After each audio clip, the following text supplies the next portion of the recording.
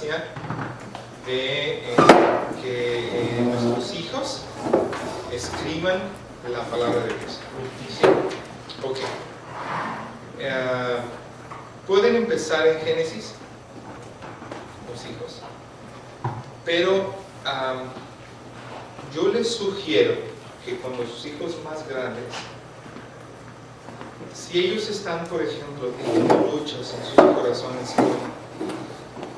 con cierto pecado, con cierta debilidad, que entonces escojan un capítulo específico de la Biblia que toque ese tema y ellos empiecen por eso. ¿Sí? Porque toca la necesidad. Si no hay problemas mayores, bueno, todos los atendemos conforme los conocemos a nuestros hijos. Luego, pues que empiecen de Génesis. Empiezan ahí a escribir.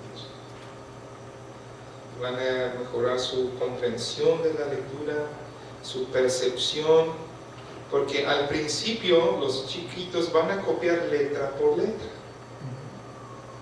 Al principio va a ser letra por letra. Luego va a ser palabra por palabra.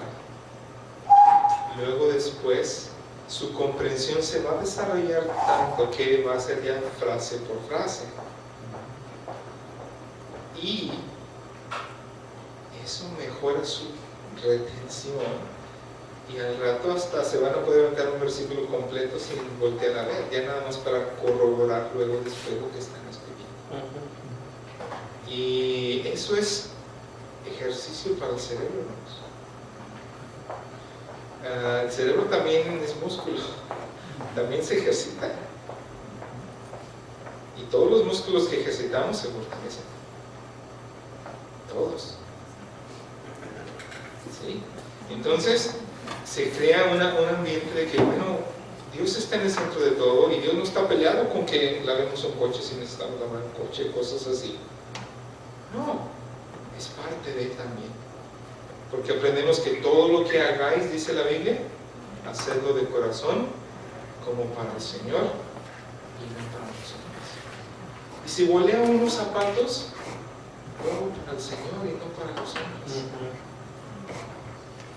Y si los hombres no me recompensan por hacer eso, Dios sí lo va a hacer.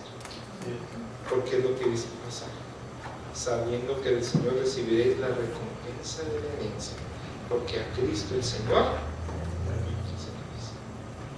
Y si los hombres no me llegan a reconocer mis estudios, ¿qué importa? Si Dios me reconoce mi labor para Él, y en el cielo todo va a ser manifiesto, y la obra de cada uno cual sea, el fuego la probará. Y si la obra de que cada uno edificamos permaneciere, dice la Escritura, recibirá. A fin de cuentas, esas son las verdaderas recompensas duraderas que nadie nos va a quitar.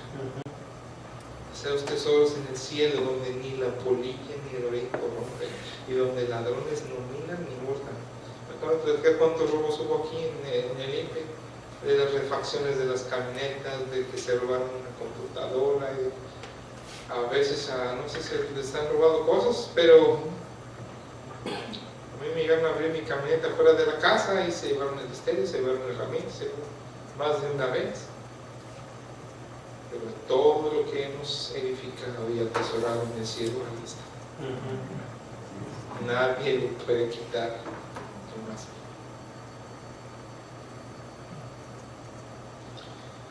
Ok, la exactitud del niño aprende a copiar palabras sin error, y si el niño se equivoca, hay que enseñarle a corregir los errores. Necesitan comprarles correctores buenos que borren lo que escribieron mal, pero hay que hacer que luego escriban encima. Una de las características, hermanos, no es que nunca nos equivoquemos, pero una característica que personas buscan en secretarias y en personas igual, sepan corregir sus errores, sea de escritura o de otra cosa. Y si aprende a corregir la escritura, va a aprender que cualquier error hay que corregir. Son muchas cosas, hermanos. No es nada más agarrar un cuaderno y una pluma y empezar a ponerle tinta al papel. ¿Ok? Aprende a usar, corregir errores de la mejor manera, mejora la letra, su vocabulario también mejora. Es otro de los beneficios de al estar, mejora el vocabulario. Y al rato van a escuchar a sus hijos usando vocabulario bíblico. Buena dicción, de hecho. Sí, voy a preguntar, ¿usted con sus hijos utiliza la versión 1960 de la Biblia? ¿No recomienda otra?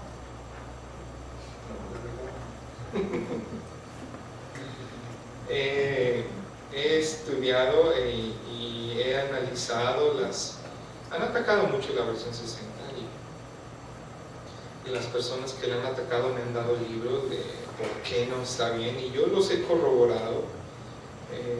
Dios me permitió me dio el privilegio hace muchos años de estudiar el idioma hebreo y yo he corroborado sus ataques con el idioma hebreo, no tiene nada que ver lo que ellos dicen. Muchos de los ataques realmente es personas que ni saben español y empezaron un movimiento de que la Biblia en inglés es mejor que la de español y que deben de adaptarla y su plan realmente es una copia de la versión en inglés en español.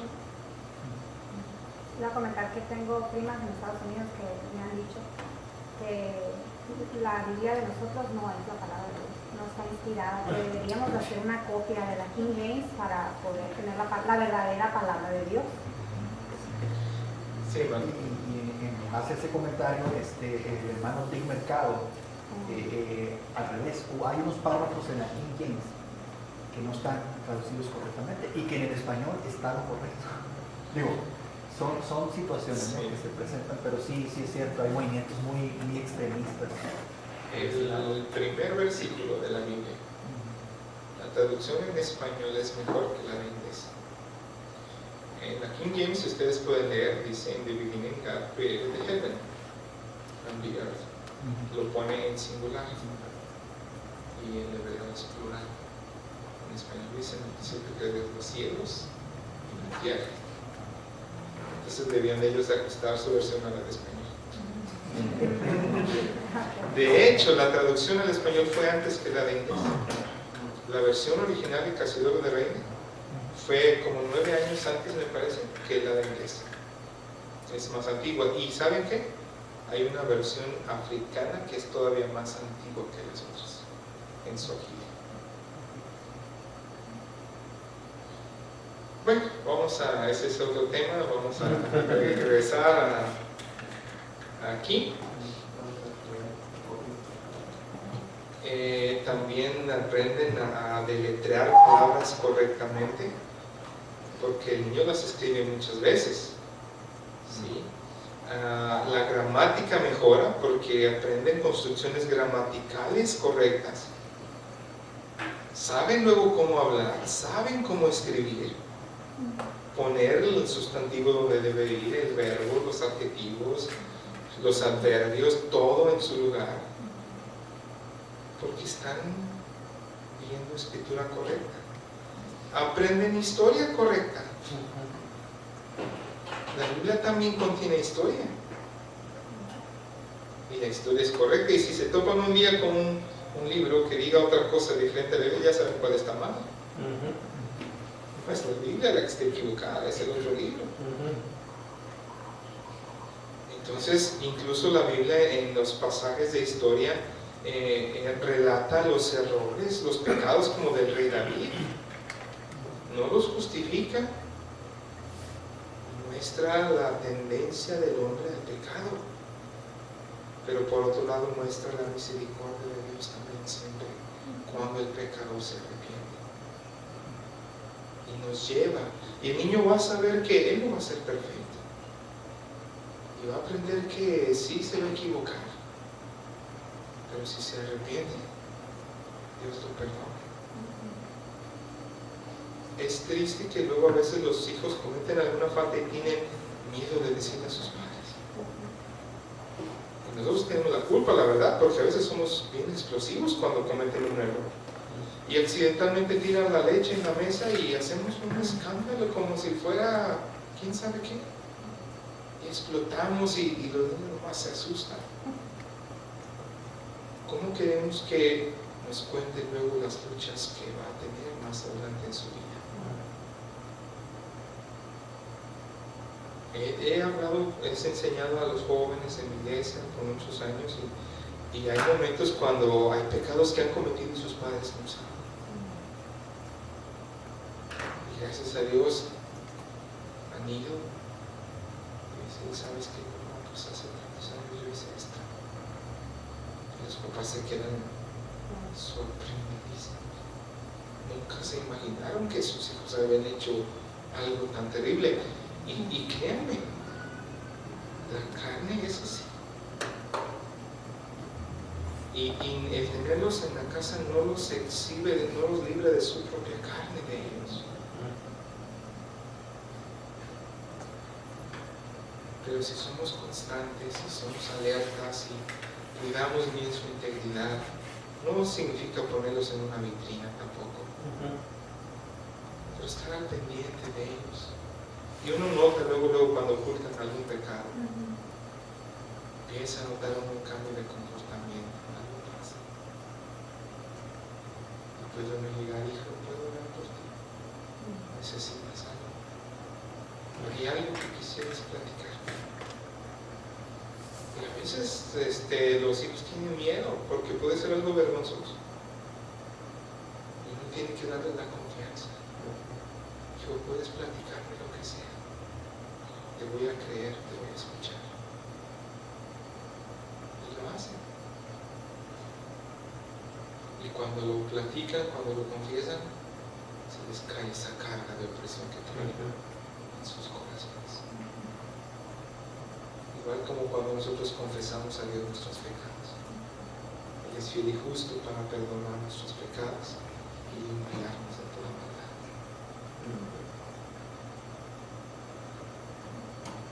Aprenden detalles también de cultura en la Biblia. Pueden observar ahí la cultura romana, la cultura hebrea. Los cananeos, pueden aprender del pueblo, los filisteos. Si son más grandes, pueden estudiar de Asiria, de la región de Asiria. Pueden incluso ver cómo las tablillas de Asiria, hay mucha información histórica y arqueológica que demuestra la existencia de Ur de los Caldeos, de donde salió Abraham. Y las tablillas cuneiformes que se escribían. Y cómo está relacionada el país de Nínive también ahí. Y la epopeya de Gilgamesh que está relacionada con eso, y el código de Hammurabi que también demuestra una escritura, porque uno de los ataques a veces a la Biblia es que no existía escritura en ese tiempo. Sí existía, y hay evidencias de otras naciones que existía la escritura. Y el código de Hammurabi tiene casi una réplica de los 10 mandamientos. ¿Y de dónde lo sacaron? De la conciencia que Dios puso en el hombre. Sabían que matar era malo. Y eso es la ley escrita en las conciencias de la que habla Romanos. Ellos no lo entendían quién la puso ahí, pero saben que está. ¿Sí me explico? Entonces, según la edad del niño, se le puede dar más. A algunos hermanos un sistema, ellos lo llaman de parada de autobús. Empiezan con un material juntos y cuando ya el chiquito ya es demasiado para él, se baja del autobús y se queda dibujando o haciendo otra cosa. Y seguimos con los más grandes hasta su nivel y luego ya se baja del autobús y seguimos con los más grandes. Ese es el sistema de parada de autobús según las edades de los niños. Los que son más grandes tienen más capacidad y hay que darles más. De diferentes maneras, en otro nivel. Y lo disfrutan. Y yo recuerdo de niño, a mí no me educaron en casa, pero recuerdo las enciclopedias que teníamos y nos pasábamos horas viendo los libros de enciclopedias de animales que nos gustaban mucho, de geología, de un montón de cosas que estaban interesantes y uno estaba ahí. El hermano Greg Harris dice que él a veces hacía eso, sacaba una moneda y les decía, le voy a dar esta moneda al que traiga la cosa más interesante de la enciclopedia. Y dice que todos corrían a agarrar un libro y estaban buscando y buscando. Dice que a veces ni regresaban por la moneda. Se quedaban tan interesados ahí aprendiendo, investigando. Y de eso se trata, hermanos, de despertarles el hambre, de aprender por ellos mismos. Uno de los beneficios grandes también de la educación en casa, y esto contribuye también, es que los hijos aprenden a ser lo que se llama autodidactas, en que no tienen que estar todo el tiempo encima de ellos a ver qué están haciendo. A lo mejor al principio sí, en lo que agarran el ritmo, en lo que desarrollan los hábitos, pero llega un momento cuando la mamá no tiene que estar atada todo el día con ellos, sobre todo si ya son más grandecitos. Los niños pueden llegar con la mamá, es decir, hay mamás que por ejemplo están dándole alguna clase a los chiquitos y los grandes solamente llegan, mamá, pues mira, este es mi material, hoy voy a hacer estas guías, hoy voy a hacer esto, muy bien, voy a hacerlo, y ellas atienden al otro, al más pequeño, y los grandes ya trabajan solitos. Y llega un momento cuando así es, tienen alguna duda, preguntan, pero básicamente ellos tienen ya su horario, tienen sus guías de trabajo, tienen sus metas. Hay otras materias donde la mamá les dice a mi hijo, vamos a hacer esto y esto y esto. Hay materias que sí la mamá necesita enseñarles, o el papá, porque también el papá debe estar involucrado en la educación de los hijos, y compartir esa responsabilidad. No es de la mamá. Nuestro trabajo no es nada más comprar el material y ya dejarle todo el paquete a ella. Mínimo, si ella es la que está más en casa, obviamente, pasando más tiempo, mínimo nosotros tenemos que apoyarla cuando llegamos y revisar también con los hijos qué hiciste hoy, qué aprendiste, etcétera, etcétera, y involucrarse en la educación de los hijos, ¿sí? Y eso es bueno y funciona mejor así. También aprenden de ciencias naturales, hasta de matemáticas aprenden en la Biblia. Hay muchos números ahí, hay muchas operaciones, y los números de las tribus no están escritos nomás porque sí. ¿Por qué tantos miles de esta tribu? ¿Por qué hay tantos miles de esta? Y da las operaciones matemáticas, sumas y restas y todo está ahí.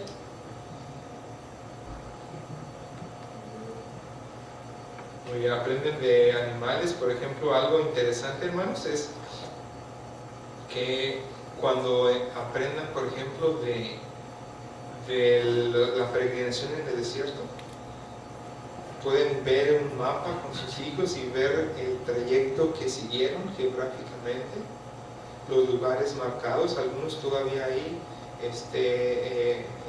hasta más en Google Maps pueden poner ese sitio y ver cómo se ve ahorita. Y ven que hay muchas formas de abordar las cosas. Luego pueden investigar de las serpientes, del tipo de serpientes que hay en ese lugar, como cuando murmuraron y Dios mandó serpientes ardientes. Y pueden ver cuánta variedad de esos animales hay. En la región de Palestina hay una serpiente que le llaman 3 pasos. Porque los muerde y nomás alcanza a dar 3 pasos y cae muerto. Entonces, habiendo serpientes de ese tipo, Dios usó otra variedad que sí causaba la muerte, pero no instantáneamente. Y sí les causaba dolor, pero les daba tiempo de arrepentirse y voltear a ver la serpiente. ¿Ven cómo hay verdades que uno puede? Y si ustedes le enseñan esas cosas hacia sus hijos, ¿no creen que se van a entusiasmar más y van a desear conocer mejor a ese Dios tan misericordioso?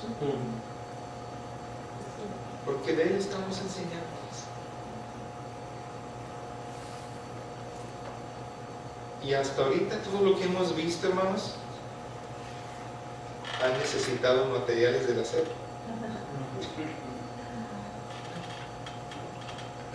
gracias a Dios que hay materiales que podemos usar como, y eso es lo que quiero que entiendan, hermanos. No son los materiales lo que determinan lo que ustedes enseñan.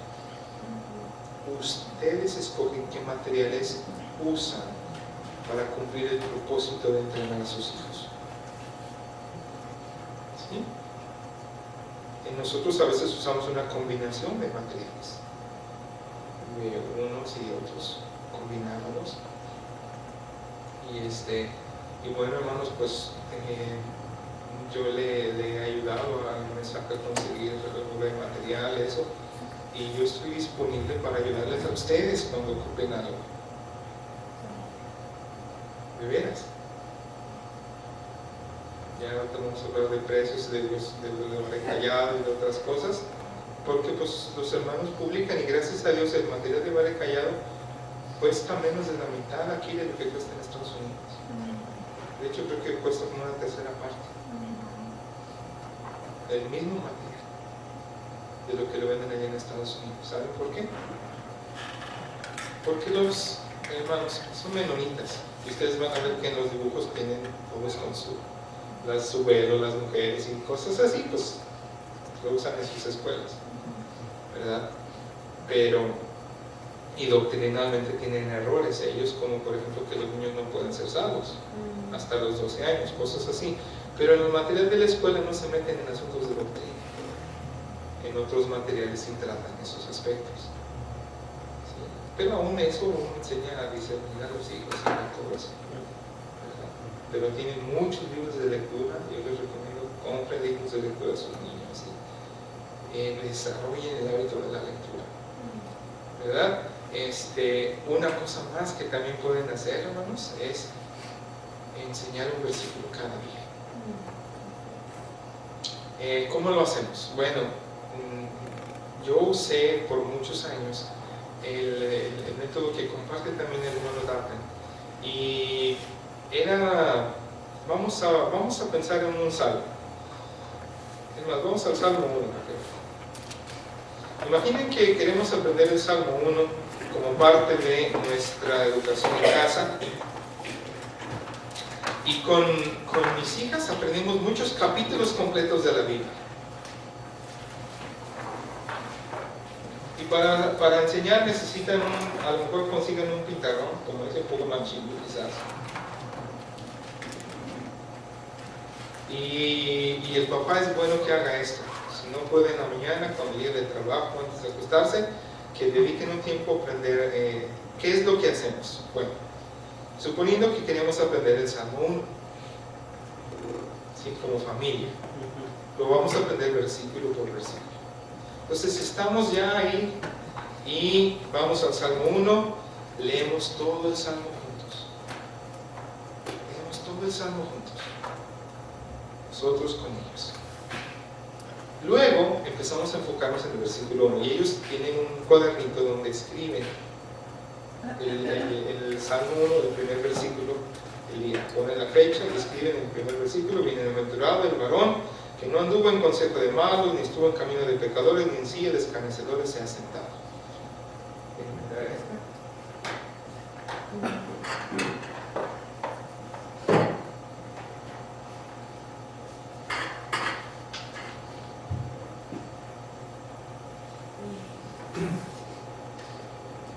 Entonces escribimos el versículo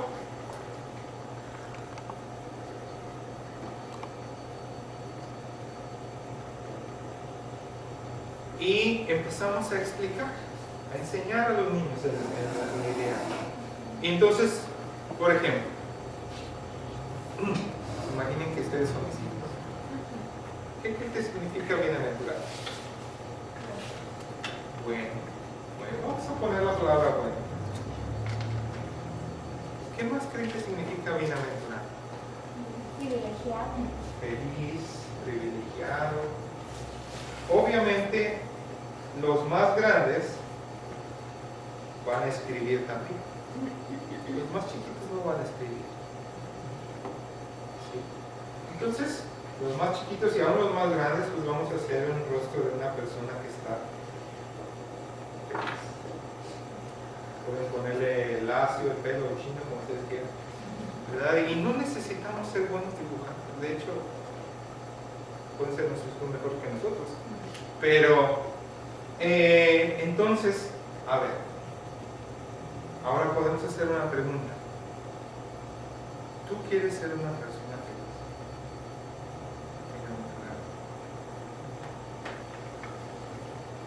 ¿Qué necesitas hacer? Ahí vemos una lista de cosas, ¿verdad? No andar en camino. ¿Qué más? ¿Qué más dice el uno? Una silla de Una silla. Bueno, ¿qué culpa tiene la silla?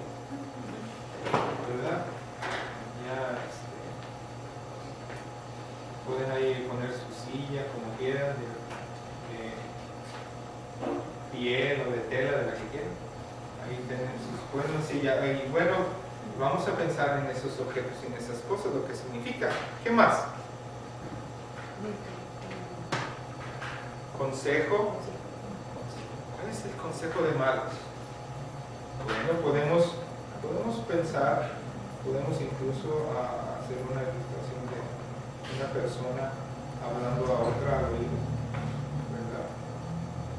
Y cosas así. Y lo vamos dibujando al momento de estar compartiendo con ellos, con los hijos y todo. Y ellos aportan su idea, vamos a dibujar tal o cual cosa. Bueno.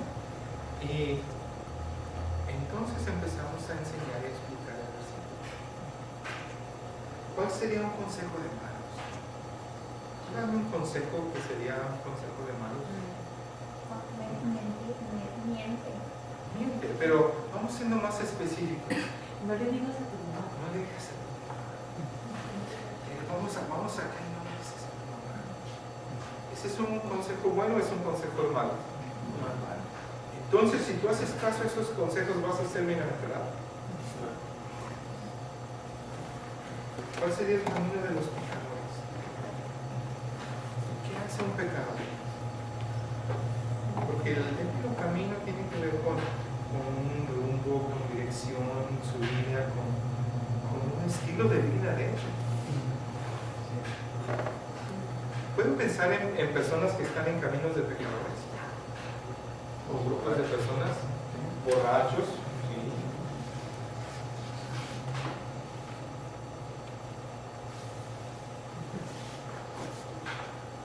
Está la cerveza, ¿no? De los borrachos. ¿Qué otro tipo de personas andan por esos caminos? Drogadictos, ahí también por los homosexuales también. ¿Qué otro tipo de personas están muy de moda ahorita? En Apatzingán.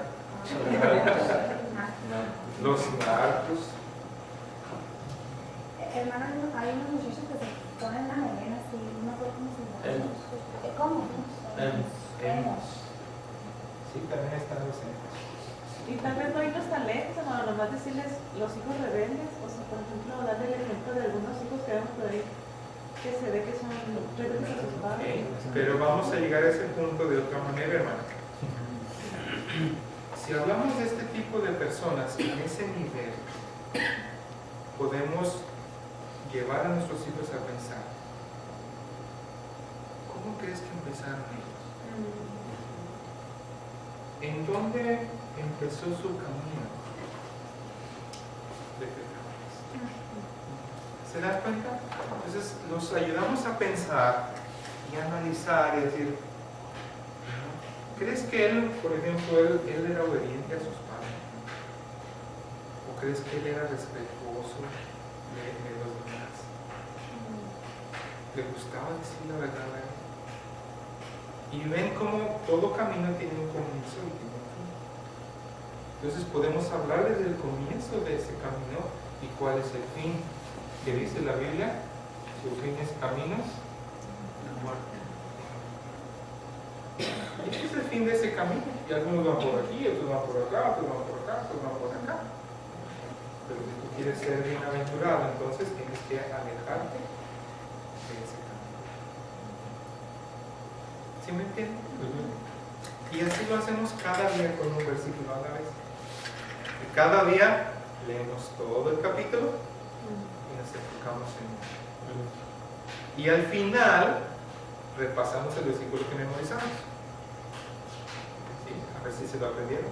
Bienaventurado el varón que no anduvo en consejo de malos, ni estuvo en camino de pecadores, ni en silla de escarnecedores se ha sentado.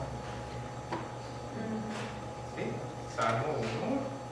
El día de mañana leemos todo el Salmo otra vez, repasamos de memoria el versículo 1 y aprendemos el resto. Al final de ese tiempo recitamos los dos versículos. Y así lo hacemos por los días que tiene, que son 8 versículos. 6. Una semana. Si empezamos el lunes, el domingo, con las prisas de ir a la iglesia, a lo mejor nada más lo tratamos de decir en el día. Y así hemos aprendido capítulos enteros de hasta 50 versículos. Obviamente no empiecen con capítulos largos. Pueden empezar con el Salmo 23, con el Salmo 1, con pasajes cortos. Y ustedes lo pueden hacer. Y no se requiere pagar nada por ese material. No cuesta eso, hermanos.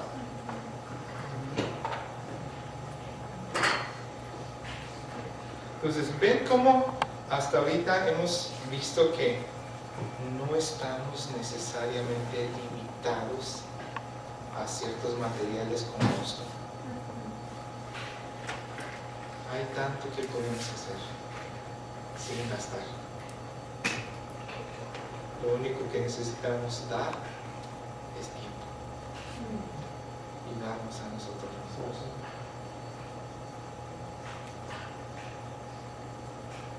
Los abuelos a lo mejor pueden ayudar a sus nietos con eso. Si los papás no, bueno, hijo, préstame a tus hijos un ratito en la tarde. Que vayan a su casa y ustedes les enseñen un versículo. Si los padres no más. Sí, o sea, hay maneras de hacer las cosas, de ayudar. Y obviamente orando por los padres para que Dios les dé convicción, ellos también empiezan a hacer. Pero si no, bueno, préstanos un ratito. Y esos nietos van a anhelar que ya sean, ya queremos con mis abuelos a que me enseñen. Preguntas. Sí. Comentó que iba a decir una cuestión. ¿Cómo empezar? En nuestro caso tenemos ya hogar educación en casa, pero el hecho de cómo empezar en un programa, cómo empezar ya con los días, alguna cosa para ellos como para nosotros. ¿Cómo es? Okay. Vamos a tomar ese punto ahorita en un ratito más o menos. Tengo varias sugerencias y cosas prácticas que estuve pensando, tratando de abordar, pero todavía hasta este punto he querido enfocarme en darles una perspectiva bíblica de todo lo que se puede hacer. Es decir, la escuela en casa no tiene que ser aburrida, no tiene que ser monótona, puede ser creativa, puede ser que disfruten estar en casa. Pero lo van a hacer en la medida en que ustedes también lo disfruten. Si ustedes se levantan, ese es el espíritu que van a comunicar también con los hijos. Hay una oración del educador, oración del educador que leí en esa revista, y dice la mamá: Señor, todo está maravilloso, todo marcha maravillosamente hasta este momento. Ahora voy a levantarme de la cama y ayúdame el resto del día.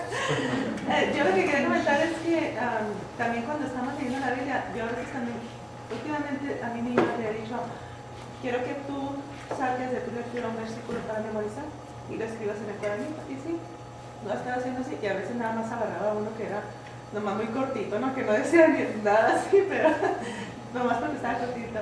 Y ya le enseñaba yo lo que tiene que hacer. Pero otra cosa también que mi esposo nos sugirió es que saquen verdades. Una verdad, una enseñanza, no nada más memorizar versículos, sino a ver, ¿qué quiere hacer de este pasaje? Y ha sacado verdades que tú dices, eso es cierto, qué bien, ¿no? Y el niño y escribe en esa hoja, ¿no? Y lo escribe hasta bonito, le pone un título y todo, y se esforzó para sacar 3 verdades de un pasaje. Entonces los hace pensar, los hace buscar. Así es. Y conforme van creciendo, por eso es importante que tengan, si van a ocupar cuadernos, si van a ocupar lápices, si van a ocupar plumas, ¿verdad? Van a ocupar, si empiezan con transcribir la Biblia, era lo que hacían los escribas. Y era un trabajo tan importante que nosotros no tuviéramos hoy la palabra de Dios si no hubiera sido por los escribas. Porque los materiales originales, los escritos originales de la Biblia no existen. ¿Saben por qué no? Porque eran materiales perecederos. Eran papiros, eran pieles que con el tiempo se van echando a perder con el paso de los años. Y se tenía que preservar copias fieles y exactas de la Escritura. Y se hicieron gracias al trabajo de los escribas.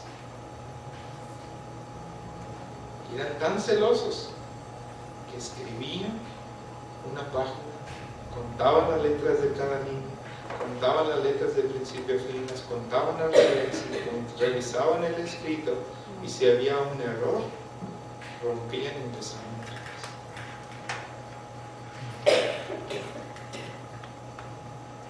Qué importante.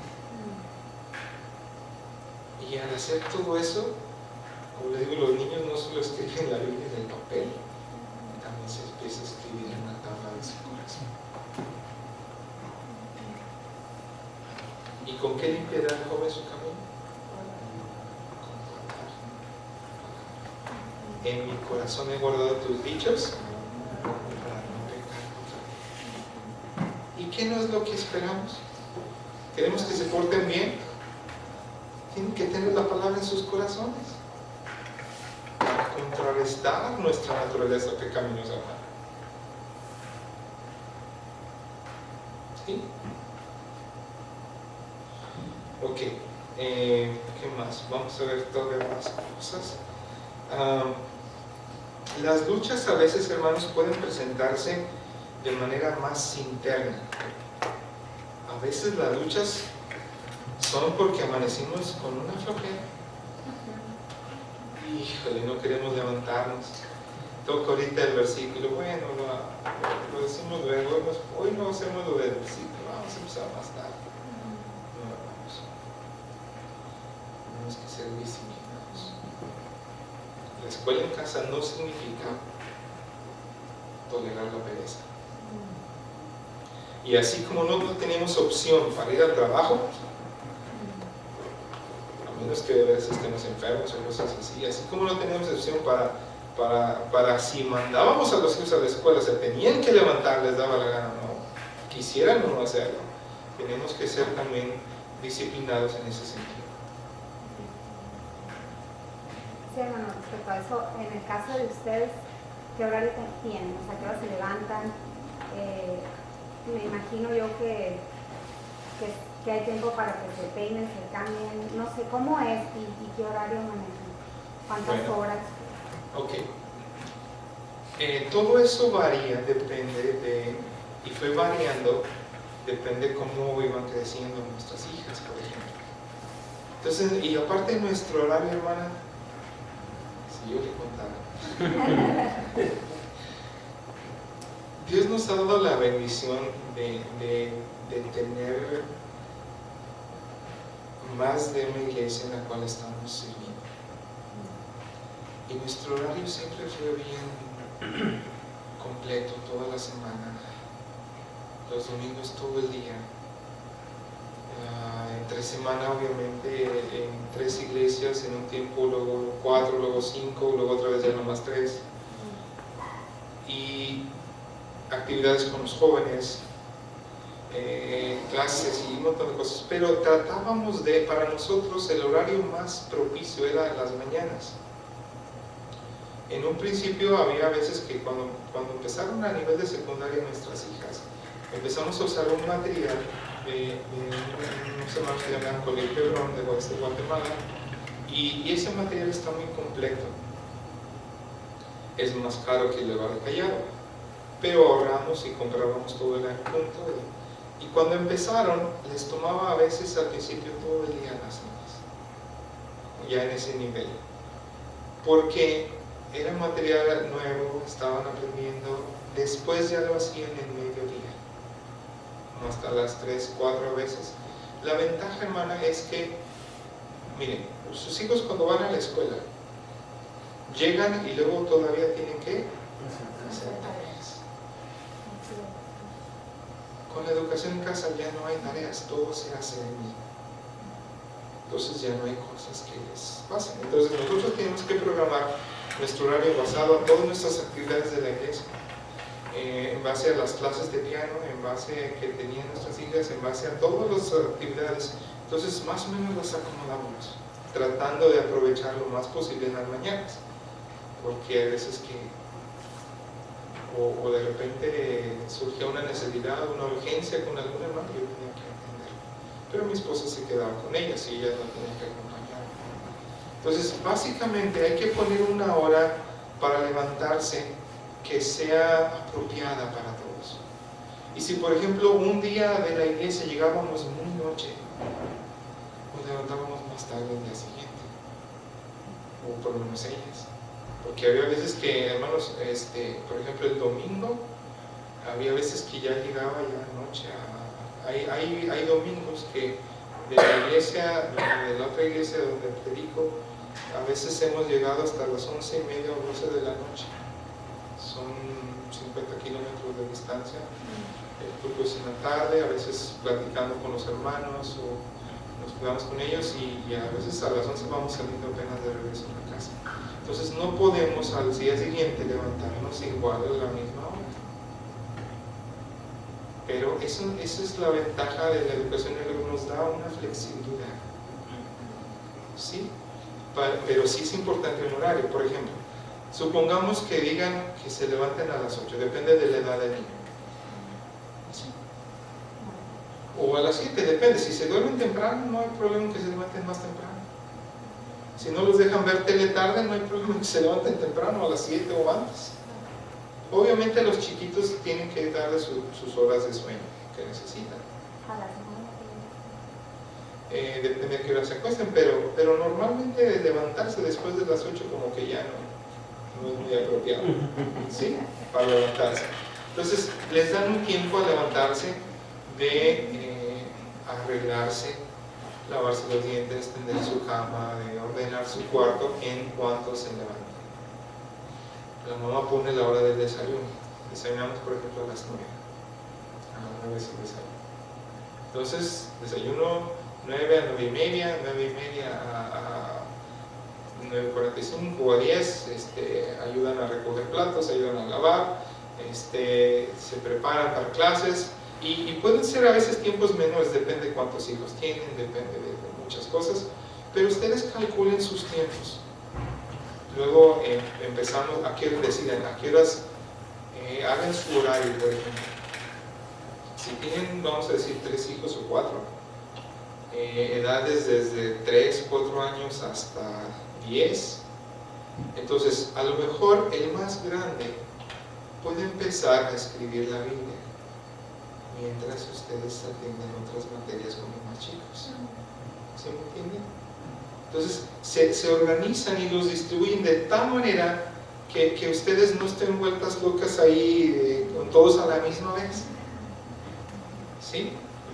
Sino que los organizan y la segunda, a lo mejor, bueno, hija, tú ahorita tú ponte a leer un ratito. Y una vez vi un horario de una hermana que también educa en casa y ella tenía su horario ahí con todas las horas y lo que hacía con cada uno de sus niños en ese tiempo. Muy organizada. Y ya sabía ya, mientras este está acá, este está haciendo esto, y yo estoy aquí con este chiquito. Luego a la siguiente hora, el chiquito ya se pone a dibujar, y yo atiendo a esta clase con este otro. Y así. Entonces es cosa de que ustedes hagan un horario. El horario se trata no de esclavizarlos, sino de darles metas y darles organización. ¿Sí? El horario más que nada es para organizarnos, porque si no tenemos horario y lo dejamos así libre, créanme que no vamos a lograr mucho. Se nos va a ir todo el día y nomás hizo una materia el niño todo el día, porque uno tiende a vagar. Y sí empieza entusiasmado y luego surge o alguien llama por teléfono y hay distracciones por todos lados. Hay familias, cuando están en tiempo de educación en casa, tienen su contestadora y dice, ahorita no puedo atender llamada, estoy con mis hijos educando en casa, entonces llamo más tarde.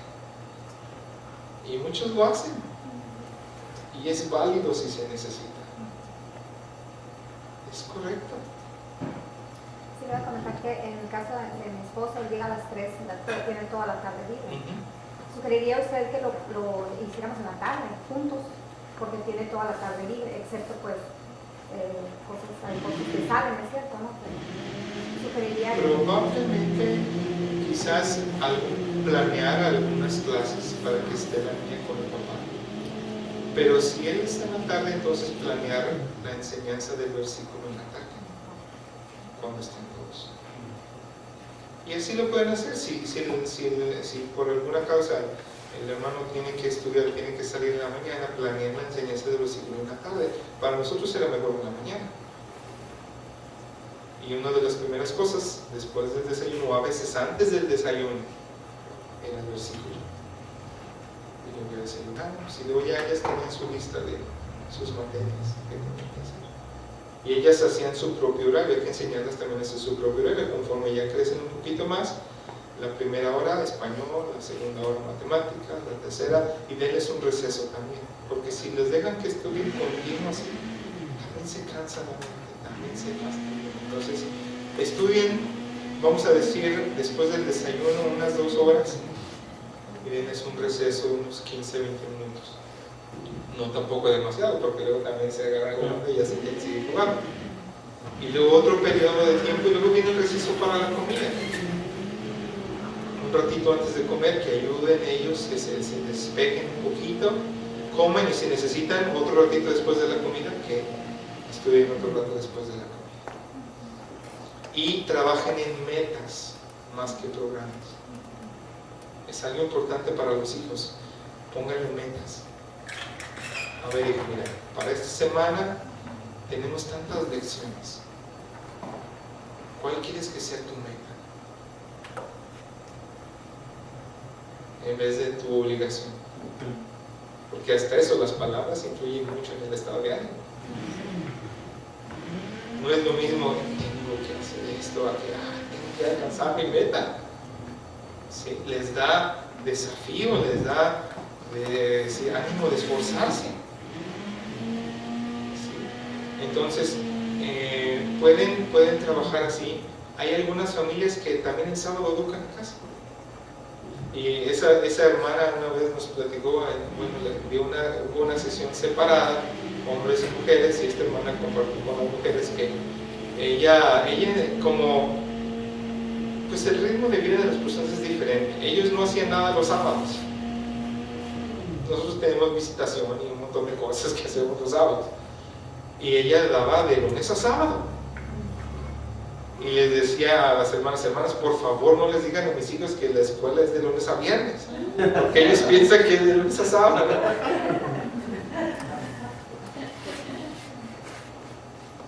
Y no hay ningún problema. Ahora, si salen de vacaciones y están atrasadillos en alguna materia, llévense a la escuela, llévense su libro. Si tienen que salir a una cita al médico, lo que sea, pueden mínimo, ¿sabes qué? Si se puede, tráete un libro para leer o tráete tal materia y en lo que me esperas ahí avanzas en tu clase. Y lo hacen.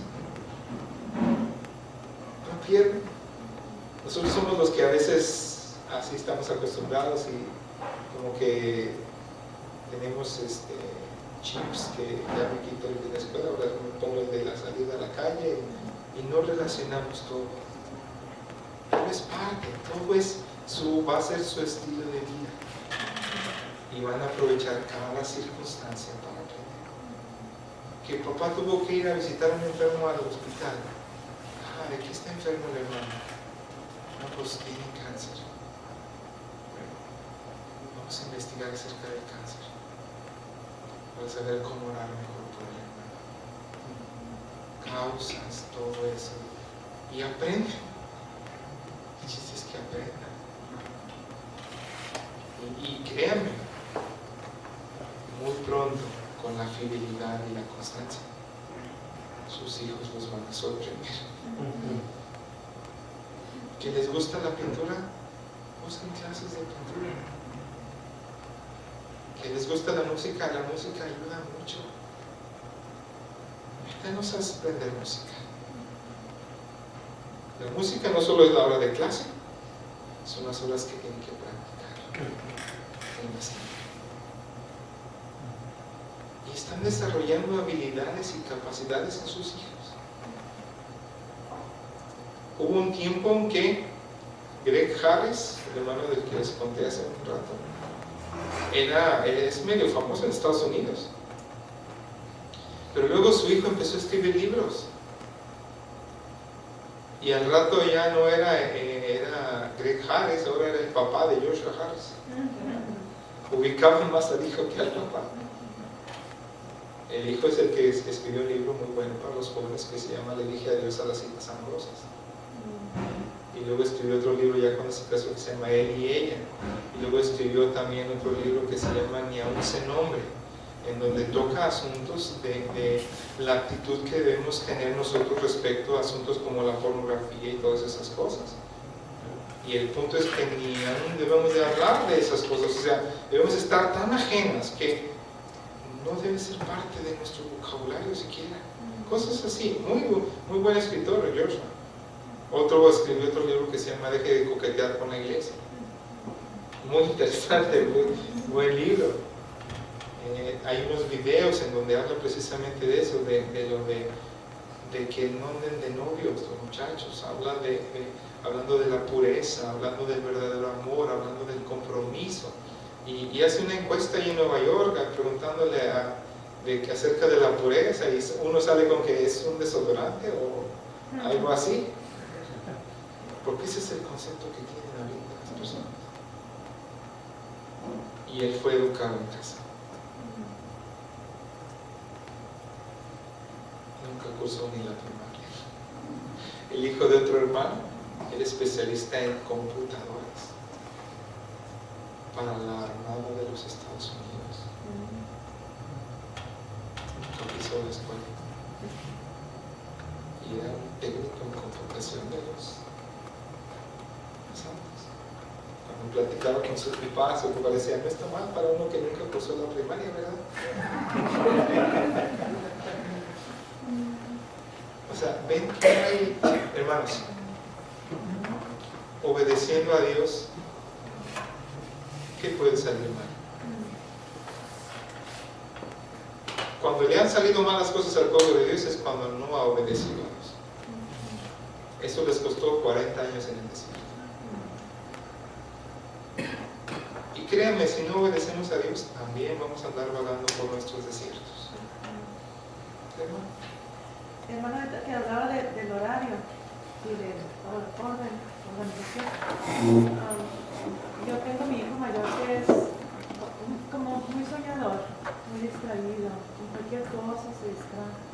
Entonces yo empecé la escuela en casa teniendo que sentarme con él así seguidita y vamos a ver, sigue, aquí, sigue adelante, o sea, estoy todo.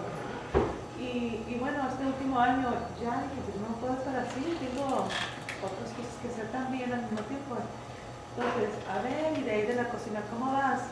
Ay, mamá, me quedé soñando. Entonces, a mí me desespera mucho eso que se pierde el tiempo. Y a veces me frustra porque ya llegó mediodía y el niño tiene sus materias. Me frustra a veces.